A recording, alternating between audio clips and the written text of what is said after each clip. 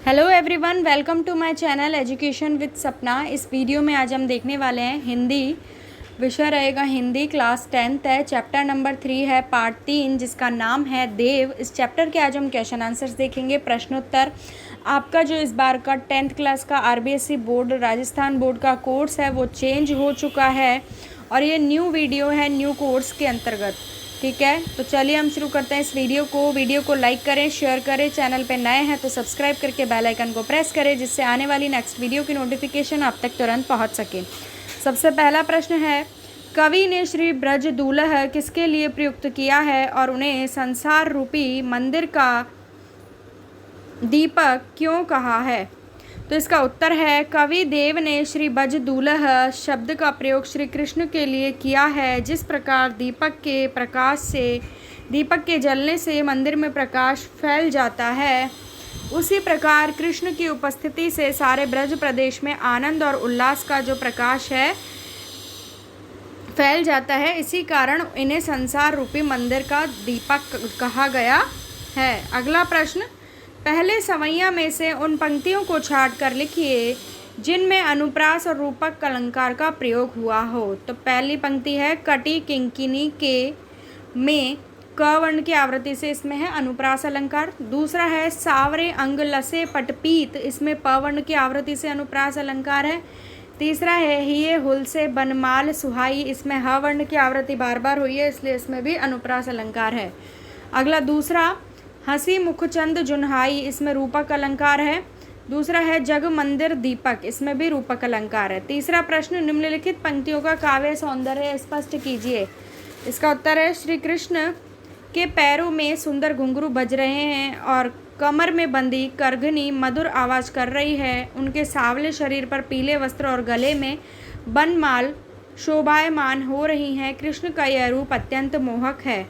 यहाँ अनुप्रासिकता है, इसका नाद सौंदर्य दर्शनीय है। क व प की आवृत्ति होने के कारण अनुप्रास अलंकार है।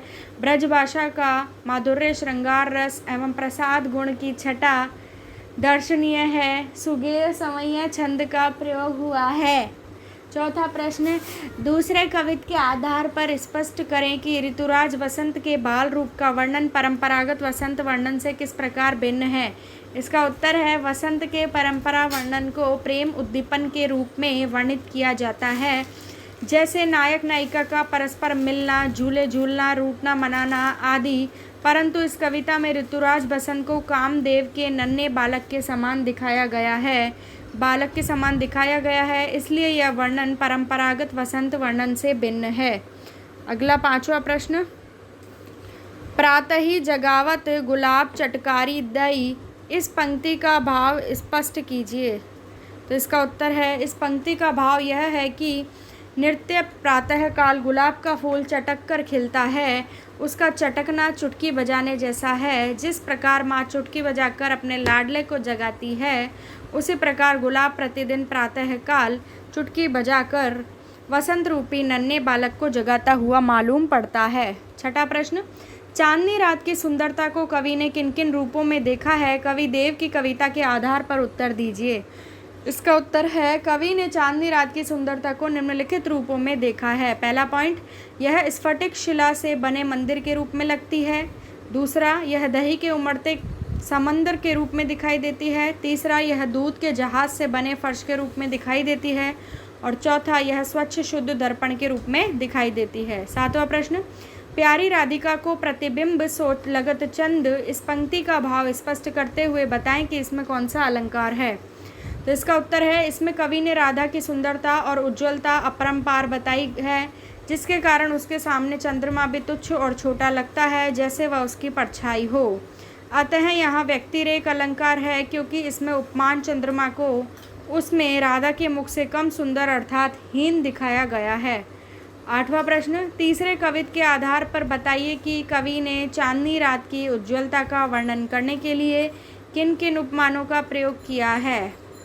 इसका उत्तर है, चांदनी रात की उज्ज्वलता का वर्णन करने के लिए कवि ने निम्नलिखित उपमानों का प्रयोग किया है, जैसे स्फटिक शिला, उदधी दधी, आरसी, चंद्रमा, सुधा का मंदिर, दूध के जाग से बना फर्श, आभा, मलिका का मकरंद। अगला नवा प्रश्न, पठित कविताओं के आधार पर कवि देव की काव्यगत विशेषताएं बताइए। तो इसका उत्तर है रीतिकालीन कवि देव मुख्य रूप से दरबारी कवि थे।